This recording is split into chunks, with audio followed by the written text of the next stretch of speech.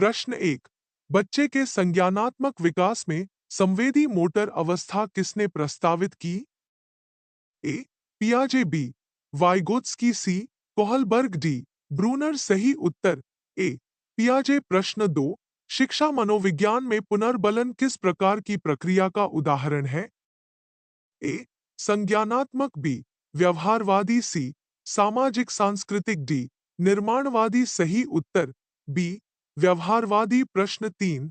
बालकों के नैतिक विकास का अध्ययन किसने किया? ए. Bruner, B. पियाजे, सी. Kohlberg, D. थॉर्नडाइक। सही उत्तर सी. कोहलबर्ग। प्रश्न 4। निकट विकास क्षेत्र का सिद्धांत किसने प्रस्तुत किया? ए. Skinner, B. पियाजे, सी. Vygotsky, D. ब्रूनर। सही उत्तर सी. वाइगोत्स्की। प्रश्न 5। शिक्षक द्वारा की गई अनुशंसा अधिगम का आकलन कहलाती है जब ए. यह किसी निश्चित अवधि के अंत में होती है, बी. यह लगातार चलती रहती है, सी. यह केवल परीक्षा के लिए होती है, डी. यह शिक्षण से पहले होती है। सही उत्तर बी. यह लगातार चलती रहती है। प्रश्न 6। बालक की सीखने की गति को बढ़ाने के लिए कौन सी तकनीक प्रभावी मानी जाती है?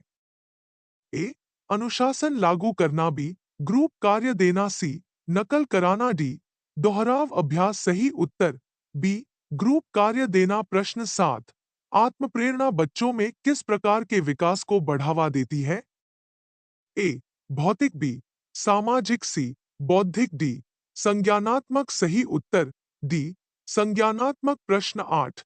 सीखने की प्रक्रिया में त्रुटि और प्रयास के सिद्धांत को किसने प्रस्तुत किया? A. Skinner, B. Thorndike, C. Pavlov, D. Bandura. सही उत्तर बी.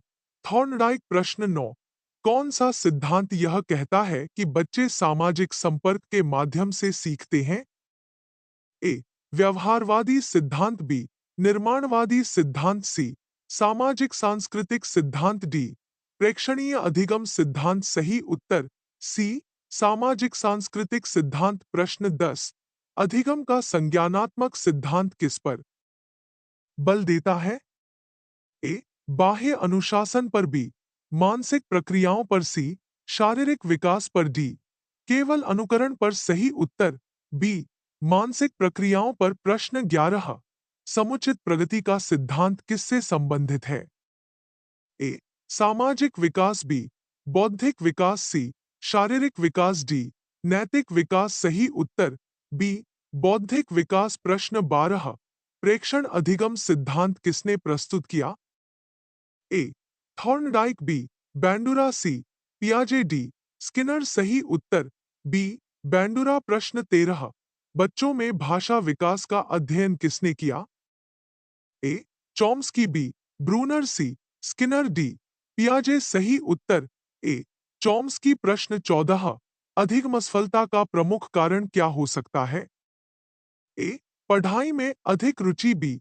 उपयुक्त शिक्षण पद्धति का अभाव, सी. अनुशासन का पालन, डी. माता पिता का सहयोग। सही उत्तर बी. उपयुक्त शिक्षण पद्धति का अभाव। प्रश्न 15। बालक के मनोवैज्ञानिक विकास को प्रभावित करने वाला प्रमुख कारक कौन सा है? ए. आनुवांशिकता, बी. पर्यावरण, सी. केवल माता पिता का मार्गदर्शन, डी. केवल विद्यालय। सही उत्तर ए. आनुवांशिकता। प्रश्न 16। Commission for protection of child rights का उद्देश्य क्या है? ए. शिक्षा के स्तर का सुधार, बी. बच्चों की सुरक्षा सुनिश्चित करना, सी. बच्चों को रोजगार प्रदान करना, डी. विशेष आवश्यकता वाले बच्चों के लिए सहायता। सही उत्तर बी. बच्चों की सुरक्षा सुनिश्चित करना। प्रश्न 17। ज्ञान का निर्माण सिद्धांत किस शिक्षण दृष्टिकोण से जुड़ा है? ए. अनुकरणात्मक, बी. निर्माणवादी, सी. व्यवहारवादी, डी. दंडात्मक। सही उत्तर बी. निर्माणवादी। प्रश्न 18। पियाजे के अनुसार 7 से 11 वर्ष की आयु के बच्चों में कौन सा संज्ञानात्मक विकास चरण होता है? ए. पूर्व संक्रियात्मक चरण, बी. ठोस संक्रियात्मक चरण, सी. संवेदी मोटर चरण, डी. औपचारिक संक्रियात्मक चरण। सही उत्तर बी. ठोस संक्रियात्मक चरण। प्रश्न 19। शिक्षण में आवश्यकता और अभिप्रेरणा किस सिद्धांत से संबंधित है? ए.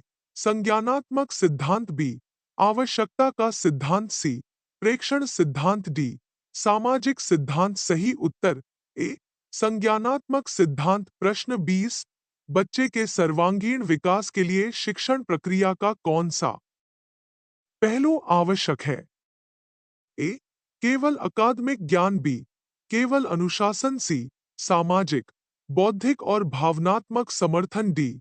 परीक्षा केंद्रित दृष्टिकोण। सही उत्तर सी. सामाजिक, बौद्धिक और भावनात्मक समर्थन। प्रश्न 21, निर्देशित खोज का सिद्धांत किसने प्रस्तुत किया? A. Vygotsky, B. Bruner, C. पियाजे, डी. कोहलबर्ग। सही उत्तर बी. ब्रूनर। प्रश्न 22, शिक्षण का मुख्य उद्देश्य क्या होना चाहिए? ए. परीक्षा में अच्छे अंक लाना, बी. अनुशासन सिखाना, सी. संज्ञानात्मक और भावनात्मक विकास करना, डी. केवल सिलेबस को पूरा करना। सही उत्तर सी. संज्ञानात्मक और भावनात्मक विकास करना। प्रश्न 23, आत्माकलन की प्रक्रिया किससे संबंधित है? ए. बाहरी प्रोत्साहन, बी. सीखने में आत्मनिरीक्षण, सी. शिक्षक द्वारा मूल्यांकन, डी. माता पिता का सहयोग। सही उत्तर बी. सीखने में आत्मनिरीक्षण। प्रश्न 24, बच्चे की सीखने की शैली को प्रभावित करने वाले कारक कौन से हैं? ए. केवल शिक्षक का दृष्टिकोण, बी. केवल सहपाठियों का व्यवहार, सी. बच्चे का अनुभव और रुचियां, डी. केवल माता पिता का मार्गदर्शन। सही उत्तर सी. बच्चे का अनुभव और रुचियां। प्रश्न 25, सामाजिक सांस्कृतिक सिद्धांत के अनुसार बच्चे सीखते हैं? ए. अनुकरण द्वारा, बी. संवाद और सहयोग द्वारा, सी. केवल निर्देशों का पालन करके, डी. एकांत में अध्ययन द्वारा। सही उत्तर बी. संवाद और सहयोग द्वारा। प्रश्न 26, अधिगम के व्यवहारवादी सिद्धांत का प्रमुख उपकरण क्या है? ए. आत्मप्रेरणा, बी. मानसिक कल्पना, सी. सकारात्मक और नकारात्मक पुनर्बलन, डी. सामाजिक संपर्क। सही उत्तर सी. सकारात्मक और नकारात्मक पुनर्बलन। प्रश्न 27, बच्चों में अनुकरण के माध्यम से अधिगम को प्रोत्साहित करने वाले सिद्धांत का नाम क्या है? ए. निर्माणवादी सिद्धांत, बी. सामाजिक अधिगम सिद्धांत, सी. संज्ञानात्मक सिद्धांत, डी. आत्मप्रेरणा सिद्धांत। सही उत्तर बी. सामाजिक अधिगम सिद्धांत। प्रश्न 28, संज्ञानात्मक अधिगम सिद्धांत के अनुसार सीखने का प्रमुख घटक क्या है? ए. पर्यावरणीय प्रभाव, बी. मानसिक प्रक्रियाओं की भूमिका, सी. दंड और पुरस्कार, डी. केवल कक्षा अनुशासन। सही उत्तर बी. मानसिक प्रक्रियाओं की भूमिका। प्रश्न 29, बाल विकास के संदर्भ में कौन सा कारक सबसे अधिक प्रभावी है? ए. केवल आनुवांशिकता, बी. केवल सामाजिक परिवेश, सी. आनुवांशिकता और वातावरण का संयुक्त प्रभाव, डी. केवल शिक्षा। सही उत्तर सी. आनुवांशिकता और वातावरण का संयुक्त प्रभाव। प्रश्न 30, निर्माणवाद के अनुसार शिक्षक की भूमिका क्या है? ए. केवल जानकारी देना, बी. बच्चों को सीखने में सहायता करना, सी. कठोर अनुशासन लागू करना, डी. केवल कक्षा प्रबंधन। सही उत्तर बी. बच्चों को सीखने में सहायता करना।